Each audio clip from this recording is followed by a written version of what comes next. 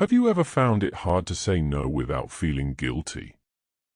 Today, we're going to talk about setting boundaries and confidently saying no to requests that don't align with our priorities. Saying no can be really tough, especially if you're a people pleaser or someone who hates to disappoint others. But the truth is, saying no is a necessary part of maintaining our personal boundaries and taking care of ourselves. In this video, we're going to explore some practical tips to help you say no without feeling guilty. We'll dive into the importance of understanding your own priorities and how they can help you justify saying no to requests that don't align with them. We'll also talk about assertiveness and how it can empower you to communicate your needs clearly and respectfully when declining requests. And finally, we'll share some techniques and phrases to help you confidently say no without feeling guilty. So, let's get started. Understanding your own priorities is key to saying no without feeling guilty. When you know what's truly important to you, you can easily identify requests that don't align with those priorities. For example, if your priority is to spend quality time with your family, you can confidently say no to a request to work overtime on a Saturday. By knowing your priorities, you can justify saying no to requests that don't serve you or your goals. Think about it. When you say yes to something that doesn't align with your priorities, you're saying no to something that does. You're taking time and energy away from something that's truly important to you.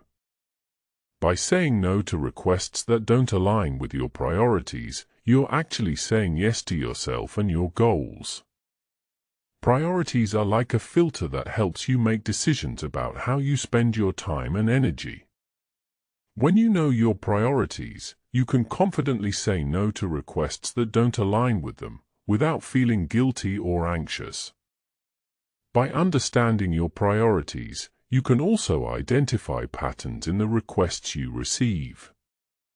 You may realize that certain people or situations always seem to require you to sacrifice your priorities. Once you're aware of these patterns, you can start to set boundaries and say no to requests that don't serve you. Assertiveness is another key component of saying no without feeling guilty. When you're assertive, you communicate your needs clearly and respectfully, without apologizing or justifying your decision. You're not aggressive or passive, but rather you're confident and clear in your communication. Assertiveness is not about being confrontational or rude, but rather, it's about being honest and direct. When you're assertive, you take ownership of your needs and boundaries, and you communicate them in a way that respects both you and the other person. Assertiveness is a skill that can be developed over time with practice. It's not about being perfect, but rather, it's about being willing to communicate your needs and boundaries in a clear and respectful way. When you're assertive, you're more likely to say no without feeling guilty because you're confident in your communication. You're not afraid of how the other person will react because you know you've communicated your needs clearly and respectfully. One of the biggest challenges of saying no is actually rehearsing it. Saying no is not a natural response for many of us, so we need to practice it to build confidence. One way to practice saying no is to role-play with a friend. You can take turns making requests and responding with a confident no. Rehearsing your no can help you build confidence in real-life situations. You can also practice saying no in front of a mirror, or by writing down responses to common requests. The more you practice, the more confident you'll feel when it comes to saying no in real-life situations. Another way to build confidence is to focus on your tone. When you say no, try using a polite but firm tone. Avoid apologetic or hesitant language, and instead, focus on being clear and direct. You can say something like, "I appreciate the invitation, but I don't have the time to attend." Using a polite but firm tone can help you say no without feeling guilty, because you're being respectful and clear in your communication. You're not leading the other person on or giving them false hope, and you're not apologizing for your decision. We've all been in situations where we felt guilty for saying no. Maybe we said yes to avoid conflict, or maybe we felt obligated to help someone out.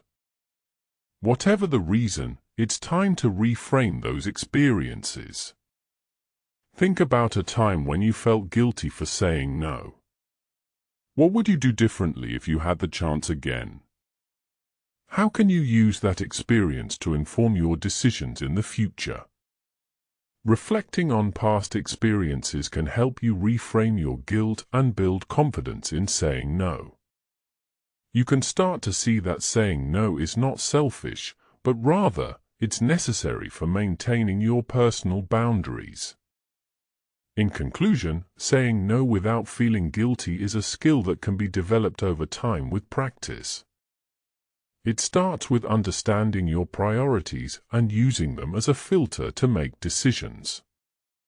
It involves being assertive and communicating your needs clearly and respectfully. Saying no is not about being selfish or rude, but rather, it's about being honest and direct. It's about taking care of yourself and your goals, and being confident in your communication. Remember, every time you say no to something that doesn't align with your priorities, you're saying yes to yourself and your goals. So, don't be afraid to say no and take control of your life. If you have a story about saying no without feeling guilty, share it with us in the comments below. Thanks for watching, and we'll see you in the next video.